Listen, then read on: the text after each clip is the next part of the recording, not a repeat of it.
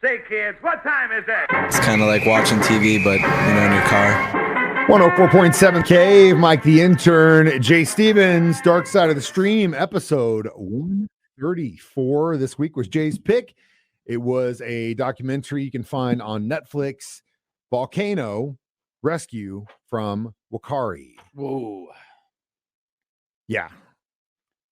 What's heavy? Well, it's about someone. It's about it's a island in New Zealand, right? And it's just like literally the island is a volcano. Yeah, and they offer tours out there, and you can go and check the steam. Yeah, you see the steam coming out. You see really cool things. Hey, how many times I've gone on in Hawaii up to the volcano and stood around the crater. So many times and looked and hung out up there. But there is a big difference between those volcanoes, which are lava driven, and the one in Whakaari, which is a steam gas driven. It's a completely different type of volcano, which they knew about because in Hawaii, a lot of those things are continuously erupting. Yeah. They don't really stop, but they're not, since they're constantly erupting and just pushing out lava all the time. There's no like buildup of pressure, so there's no mass explosion or mass eruption like what happened in this situation. Because they knew what kind of volcano it was, and they all know there's a risk because when you have to sign up the paper, it says, blah, blah, blah, you can get I could see me because they were on a cruise ship. Some of these people were have you ever, I could see signing up for that because, dude, that's awesome. A live volcano thing. I'll go out there and check it out like see a private the gases island. Yeah. And the way they describe it in the footage in this thing was just unbelievable. Yeah. Gorgeous colors from the rocks because, of course, there's acid and sulfur and all these weird things. Amazing. You're out on this little private island, like, very cool. Yeah, but really, what really happens cool. if you go visit a volcano and it erupts? And it erupts while you're literally trying to take a picture by the crater. So we will talk about what actually happened next. Dark Side of the Stream on 104.7 The Cave. Mike the Intern, Jay Stevens, back in the studio. Dark Side of the Stream, episode 134, Volcano, Rescue from Whakaari. So we've given you kind of the picture of what this island looked like off of New Zealand, and it followed some of the rescue workers, a lot of the victims, some of the people that were there that went back to help the victims. But essentially, and before we get into what actually happened, there were two victims, a couple that were on their honeymoon. Oh, gosh, and like, I don't want to make light of this because it's not, I mean, they both got horrifically burned and they still have the scars all over the body to show it to this day. Yeah. But like in the beginning, when they're sitting there talking and he's like, gung ho, like the husband, he's like, oh, I want it like you or me. It's like, yeah, I want to do this. And the wife's just sitting there going, yeah, she was nervous about going. She didn't want to do it. And like, and it was so funny because it's not funny, but it was in my dark sense of humor wise. Like it seemed like an cold open for It's Always Sunny in Philadelphia because they're talking about, going on this thing. And she's like, I don't want to do it. And he goes, and I remember her saying, is this going to erupt? And I said to her, there's no way it's going to erupt. And then the cold open is the volcano erupts while the gang is on the island type of thing. Because the dude, again, they did this 1,000th. I think one of the guides said she was like on her 1,000th trip to the island. And the few times that it has erupted, they said it was always at night when nobody was out there. Yeah, and they'd been used to that where they would go out there and there'd be ash on the island from the time because it had erupted over in the evening. So basically, there were at the time, I think, 3 different groups, 2 boats, and then 1 helicopter that flew in. And the perspective from the helicopter pilot was unbelievable because it was his first solo flight. And when this thing is erupting, he literally he got lucky because he started running, jumped into the ocean and stayed under for as long as he could. So he got out scot-free. He didn't have any burns. He did really well. Went back in to rescue people. The married couple were literally halfway back when this thing erupted, turn around to see it happen. They start running. And then they covered each other. Now, let's talk about the burns for a second. Don't think like this was just like a lot of flame. The reason, and this is, I can't even imagine how bad this hurt.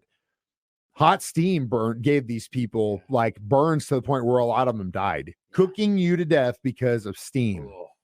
And the crazy thing is, a lot of this documentary is cell phone footage from the people that were, because they were recording. Oh, dude, that was this terrific. is so cool. Whoa, this is not so cool. And and you can hear them on. They didn't turn the screaming camera off because they're running for their lives. And it's just man, it happens. The whole explosion went for 2 minutes. That's it.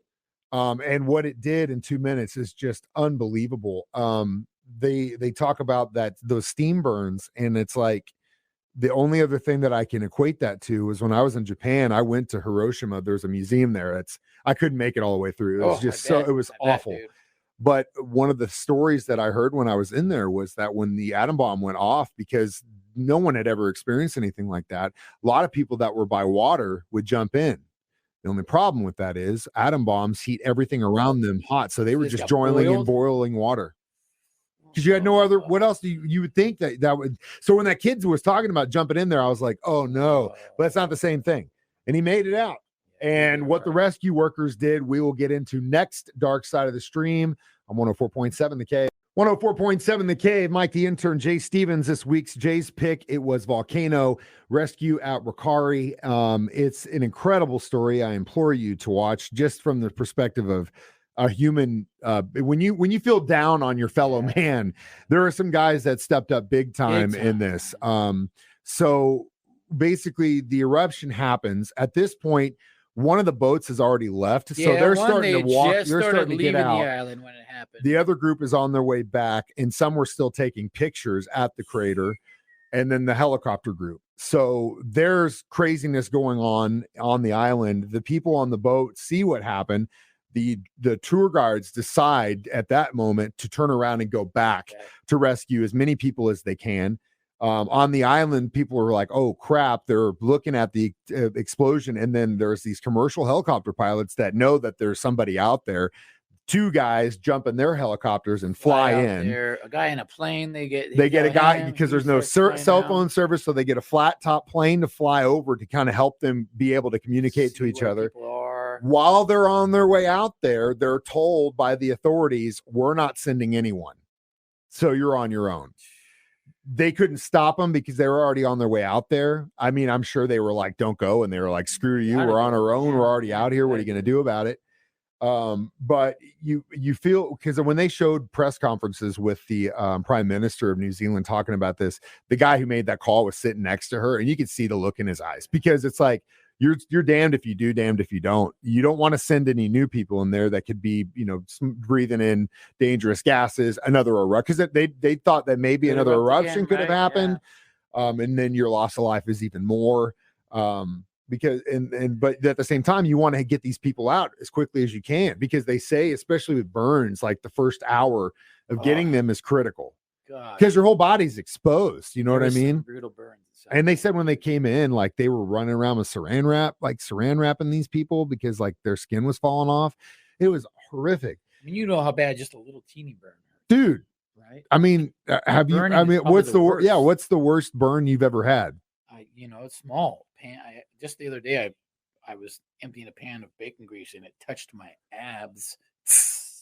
And good thing I have abs of steel. But yeah, I left the burn mark. It hurt like hell. The husband talked about the fact. Oh, dude. The husband talked about the fact that he felt his legs, but it happened so fast on his arms he didn't even feel them because the skin just came off.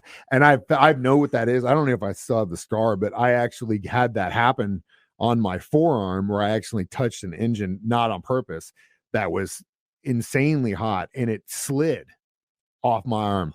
And I didn't feel it when it happened because it singed. Dude. It just like skin melt, like slipped. And I because when they're describing this, I'm like, dude, I've experienced that on a very, very small scale. Relative to me, it was horrific, body, bro. But your whole body, dude. So yeah, you know what I did one time, just because we're talking about this subject. One time when I was in junior high, my dumbass made some top ramen noodles. No, not top ramen, macaroni and cheese. And you know how you dump out the water into the strainer? Yeah. My dumbass held the strainer like this and poured it. Ladies and gentlemen, this is the same guy that used to eat canned soup straight out the can. Oh, that's the way they do it in Hawaii. I had no idea. But anyway, yeah, it's relative because we talk about what we know, and if those were bad, I can't even imagine. But one of the kids who lost his entire family, he was with his family and lost them all, burned head to toe. He was at the crater. Luckily, he got out. He was resilient, that kid. Oh my God, burned. I mean, like literally everything but his face. When they were showing him in the hospital, it was just like his face. But he looks. Thank God he has grandfather. But God, when they showed the list of all the victims. There were whole families together that perished there. 22 victims in all. The rescue workers were able to get in and get as many of the survivors as they could. But pretty much the feeling was that they looked around and anyone that wasn't moving, they just left them. Because there was, what else could you do? But it was horrific. And man, oh my God. And again, back to the husband and wife, you could tell he still feels awful about this. And it's not his fault. You know, you got to live your life. It's like the guide said, she doesn't live in a padded room. She does what she wants to do. Right. And like, I mean, I if I was on that cruise, I could have seen myself going on that excursion to that island, because that's just what you do when you go on these vacation trips, you know. Oh, that sounds rad. Let's go check out the boat. Now maybe think twice. Hey, okay, that sounds cool, but what's the danger factor here? Yeah, is this a live volcano I'm standing on? I don't know if I want to do that. Oof. I'll take the trip around it so we can bunk out if we need to. We will get to our conclusion and ratings of this documentary next. Dark Side of the Stream on 104.7 The 104.7 The K. Mike the Intern, Jay Stevens back in the studio one final time this week for Dark Side of the Stream, episode 134, Volcano, Rescue at Whakaari. What'd you think about the what do they call those people with the face tattoos?